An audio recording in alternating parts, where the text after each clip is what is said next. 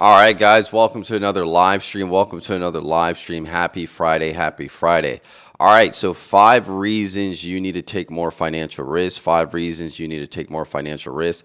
I thought it'd be appropriate because the market is taking a downturn, and this is really where the opportunity comes. When the market is crashing, there's a lot of opportunity, but you have to take a lot of risks. You have to have a lot of courage to take this risk. So I thought it'd be really good to come out with a video that talks about 5 reasons why you need to take more financial risk. Okay, number one, the first reason why you need to take more financial risk is higher potential returns. It says generally higher risk investments, stocks, real estate, startups, crypto offer potential for greater returns compared to lower risk investments, bonds, or savings accounts. Without taking risk, the opportunity for significant financial growth is limited. And this is true. I mean, even for the crypto sector, the stock sector, we've seen in the last year where you had opportunities to double, triple, quadruple, or even more, 10x your money, but you had to take that risk. And these are the only asset classes where you're going to get that money. You're not going to get it in bonds.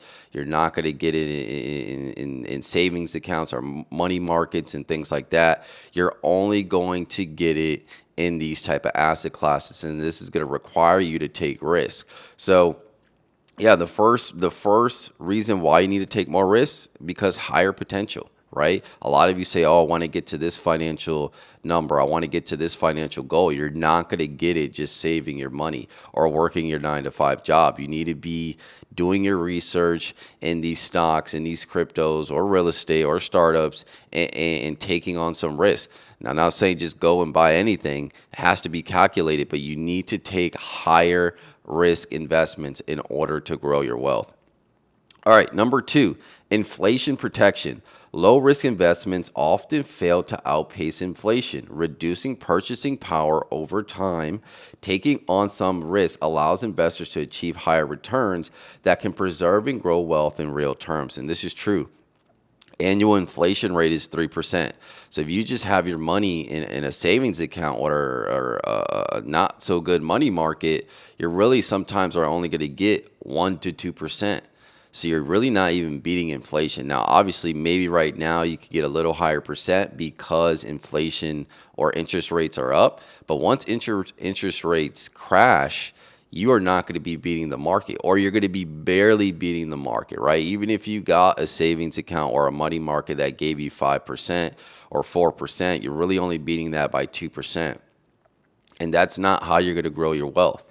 So you need to think about inflation protection. So in order to do that, you're going to have to take more risk. Again, it doesn't mean you're just going to throw all your money into any little asset class and think you're going to make money. There has to be it has to be calculated risk, but you really got to think about inflation.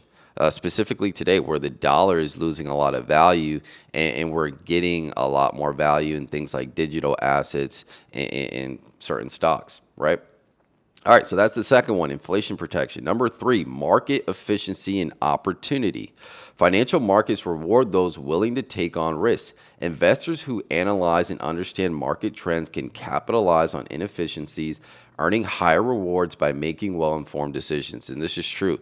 The market is just made to have a bunch of inefficiencies. And those that do the research, those that have the right information are able to take advantage because they were willing to take the risk, right? If you don't take the risk, you won't be able to participate in these market inefficiencies.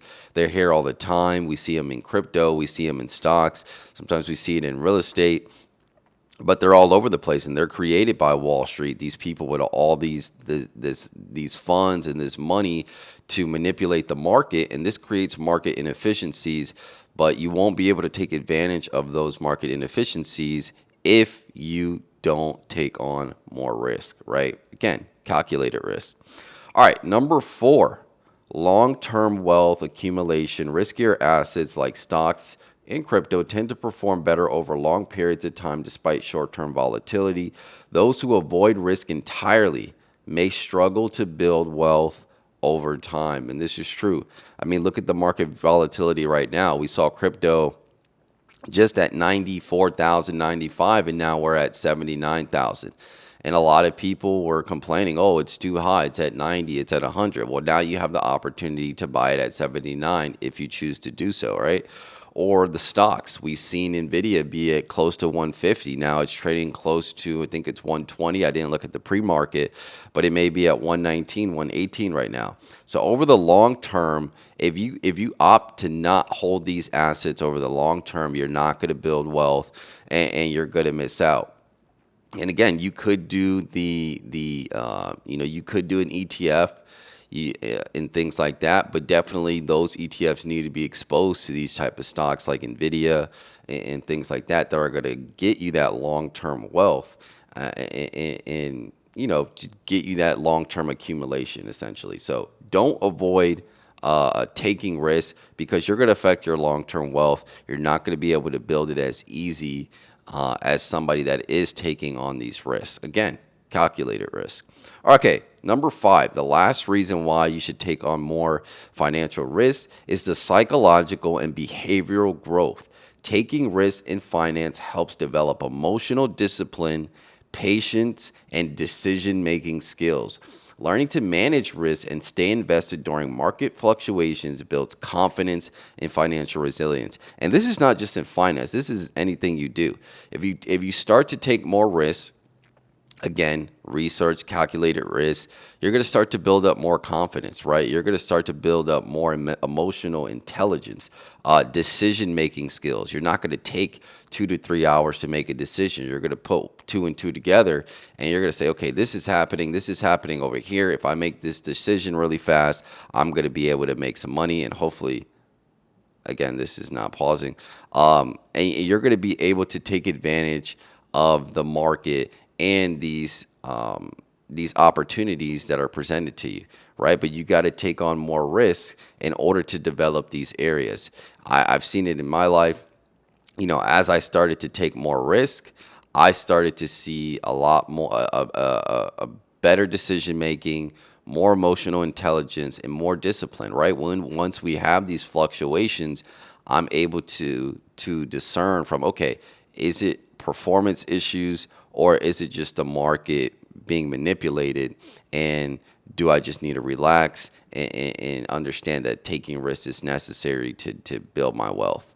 So yeah, those are the 5 reasons why you should take on more risk. Again, we'll go over the list again, and hopefully this is not being too choppy. Number 1, higher potential returns. You're going to get higher potential returns once you take on more risk. It's just inevitable, right? Again, we're going to see it this year in crypto. I think even in the next month, right? Obviously, we're seeing a downturn right now, but you're going to see the people that took the risk to buy when it's low right now are going to see a lot more returns than people that just sat on the sideline and didn't do anything. Number 2, inflation protection. We always need to account for inflation protection. Again, it's around 3% right now, and you need to be making more than 3%, right, in order to beat that. So you need to be looking at assets that give you that 3%.